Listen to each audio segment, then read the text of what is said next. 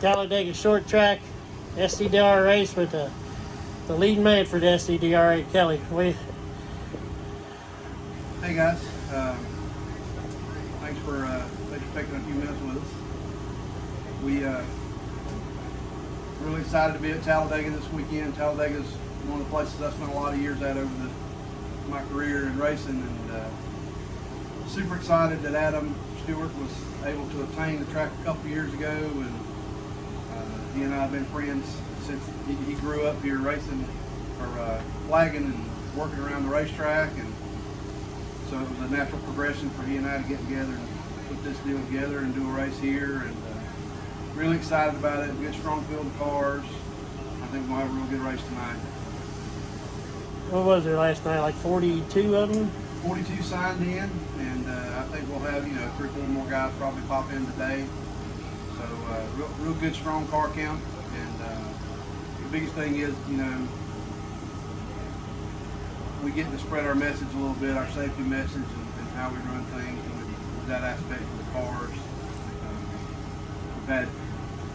We were really pleasantly surprised to see that most of the guys that race here all the time last night, they already had really great safety measures in place. Their cages were good, and they had all the safety gear for the most part. And that's really encouraging considering where this division started several years ago. To see what we see now, and all of our guys, with the exception of about 2 of them, had full containment seats and wear a head and neck restraint every time they go on the racetrack. And I can't tell you how encouraging that is for me, just from my personal experience and what my real job is, to see those guys really understanding they needed to spend a little money and really focus on their own safety. Well, that was one of the things that drawed me personally to the SCDRA, is he was more safety conscious over anything. Just make sure the cars are safe, and then we'll go over to everything else. So that's one of the big things that made me more interested in it, because when we first started them, well, there were some bad cars out there. Yeah. And that's what happened with us. Is we started out. Red asked us to come and do that race that he was doing, and I saw an opportunity where I thought we could help improve the safety, and but the biggest thing was I had to get guys to buy into the fact of what we were doing and why we were doing it, and that came in the form of getting people to spend some money, racetracks to spend a little money and have some big races, for guys to see that they can get rewarded, to do these things, and there's a reason behind them. It was just a whole idea. Kind of when we started, we had a plan about what we would do. The head and neck restraint and the containment seat, having a weight break, that was important. And people were like, why don't you just mandate that? And it's much easier the whole sugar versus vinegar thing drawing flies. You have to be smart about it. When we first started, there were guys that were arguing with me on the internet about they've been wearing a DOT helmet forever and thought that was okay. And I said, well, we've never had a problem. And I said, right, you've never had a problem, but at some point you probably will. So you could. And why would you take that chance? I don't know about everybody else and how they are, but I know I have to go to work on Monday. And this hobby that I love, this sport that I love, I can't afford to have anything to let it take me away from paying my bills when I go back home on Monday. So, and I know racers are the same way, and I get it. I know, change is hard for a lot of people sometimes, but I'm really encouraged. The last 8 years has been a roller coaster, but man, these last probably 3 or 4 years, just everybody, I feel like everybody started to buy in and get on board with what we were trying to do. And there are still pockets out there that prefer the stock route, and I get that too. I'm not against anybody racing and doing what they can do to race, but I think we've elevated it a little bit. I want to treat people like they are stars of the sport, because they are stars of the sport. I mean, they put on some of the best races that there are. Everybody knows I'm a late model guy. That's where I came from. It's what I do normally, but this deal with the family atmosphere that's involved, and the fact that these guys have really came on board and understand, and they encourage others to help each other, and it's just it's a neat program. Yeah, you give us the option of going somewhere and being the program instead of a lot of these places you go in, oh, they're just front wheel drives. Well, you brought in a different side of it, saying, look, these guys are the show too. So I know I personally, and I'm sure all these guys out here, they appreciate the hard work you've done with all this. So make it easier for us to go do this stuff. Well, it's been a lot of fun, you know, and the cool thing is I've been able to network with a lot of friends, and you know, even though I had a lot of connections through the late model world, this has brought me through, you know, even more. And there are racetracks that contact me all the time, and I wish I could go further, but I want to be smart with it and do, you know, this is as far west as we've ever been technically, and I have to be really careful and be smart about it because I need to protect the guys that are racing with us. You know, I know that most of them are on more of a budget, and they have to be smart about how they race. So that's why I decided this year was, you know, once a month for us was the better fit, and you know, keeping it in a pretty good geographic area was smart. And that was another reason I was able to work with Rob and have them put together the Northeast deal. And we're actually entertaining maybe doing another region to have to allow it to spread a little bit. And you know, like I said, the main focus of the whole thing for me and Rob too, really, is yeah, we want to put on good races and have some good races for our racers, but making these cars safer is kind of the ultimate goal. That's what we've been trying to tell them around home. They all want to complain about the cars, the Hondas versus the Cavaliers.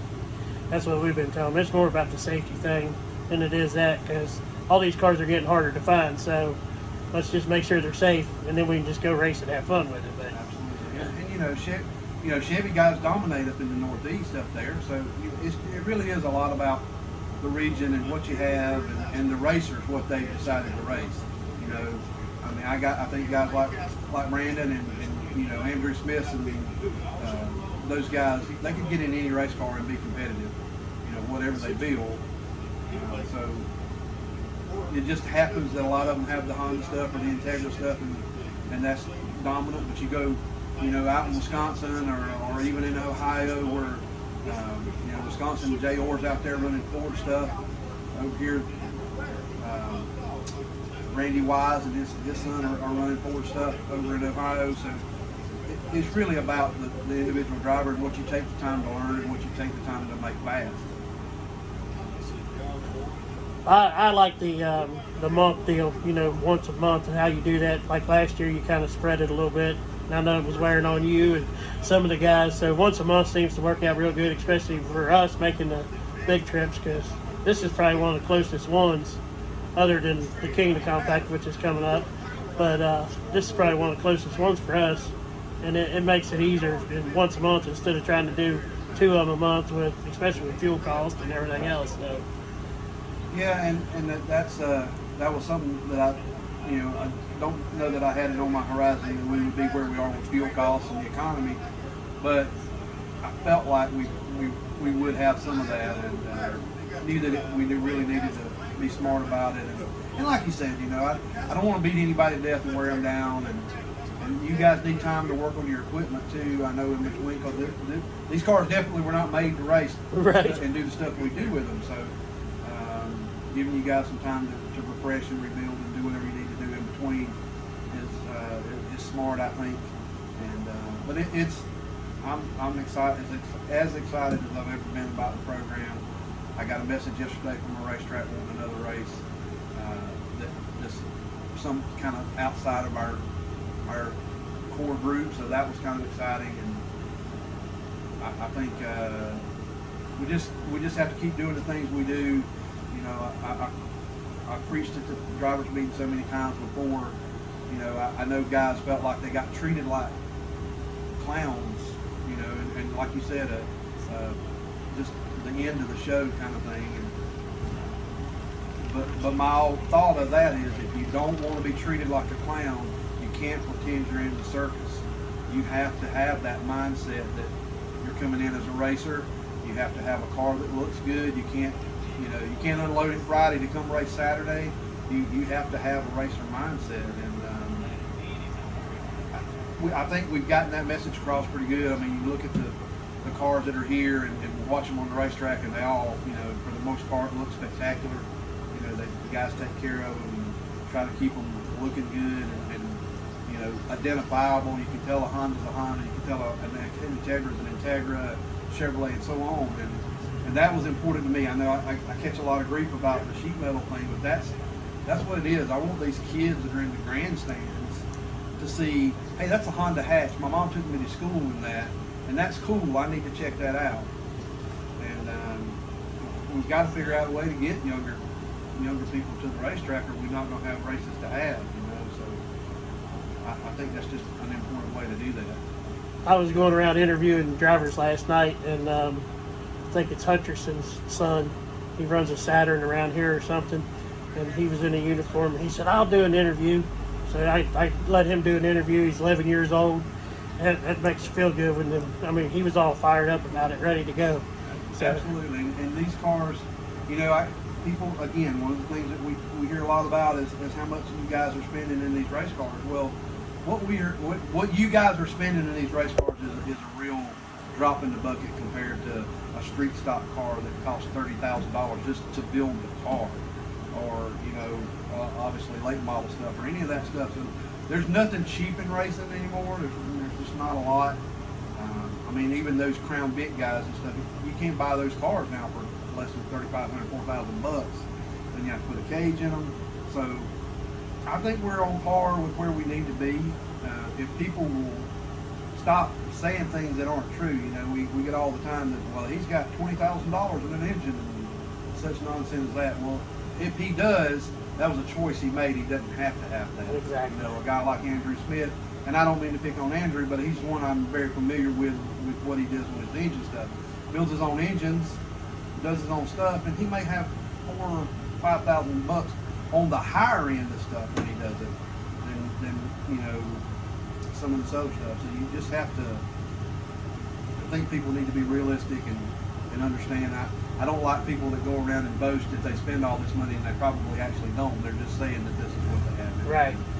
And that actually hurts us. People don't realize that hurts our cause, and that's certainly hurt us in some areas of the country where the stock guys who are all about the stock stuff have been able to use that as a tool and as a weapon against us to say, well, they're spending too much money, and I certainly want to control costs, and that's why we do things like DOT tires and the way that we limit the aspiration of the engine through the air filter and no cold air intake and things like that. So I'm trying to have a healthy balance in that.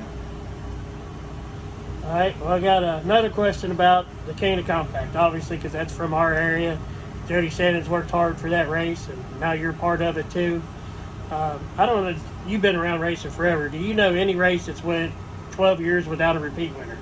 Absolutely not. Not that I can think of. And I will. I'll give Jody and Matt Davison, all those guys that are part of the DRC, have really busted their tails to make that thing into what it was. I remember it started out as such a small race. We didn't pay a lot of money, but they were proud of it, and they treated it like it was something. They treated the racers like they were something. And I'll be honest that I stole some of Jody's. I saw what he was doing with treating guys well and making them feel the show like they were the show, because they were the show. And so, man, I couldn't be more proud of being a part of that. And when Jody asked me if we would, partner up and do the things that we've done with them, I was extremely eager to do that. Jody's a good dude, and Matt, everybody that's involved with it, they work their butts off to try to give racers a good program, and they've done that, and I appreciate Josh King. Josh King's a friend of mine too, and I appreciate the fact that he's kind of stepped out on a limb and had faith in the program, and he's really put a lot of faith in Jody to bring some money to the table, and they've done really well with the sponsorship. They're still looking for more sponsors. It's coming up really quickly, but anybody who wants to get in, they've got a great program, $150 for 4x8 sign, I think it is, or 4x6 or whatever. Man, that's incredibly cheap. I mean, the sign's probably $50, so you know, I think that's a really good way for any small businesses to get involved. Obviously, there's going to be some live coverage of it as well. I think it's really cool. Probably one of the coolest races that we're involved with. Well, that one there takes pride for us because my son won it. He was the second one. I've won it, and then of course Junior won it last year. So our family's got 3 of them, so that kind of takes a little bit of extra pride out of that one. So Absolutely. You know, Lawrence is one of the best racetracks in the country too. It's, you know, claim to fame. They've got probably one of the top 5 biggest dirt late model crown jewels in the world. So it means something to win there, and I hope guys appreciate what Jody and those guys are doing. You know, the whole thing. I mean, Jody sends me pictures of the things they're working on, and it's just, you know, they go the extra mile. The cool, the gallantry of it, if you will. You know, the robe and the crown and all the things that he does to make it a little bit more special is really cool. yeah, I still have my throne that I got for mine. It's sitting in the shop right now. That's awesome. Yeah, and I think a lot of times, I mean, the money's great, but I think a lot of times those things are the things that racers remember more and appreciate more. That's why we're really big about, you know, we like doing the presentation checks, and we like having our little confetti things for Victory Lane. You know, you want Victory Lane to always feel special for somebody because you don't never know when you'll get there again. You know, so yeah, it's really exciting. I'm excited. I'm hoping to get to be there this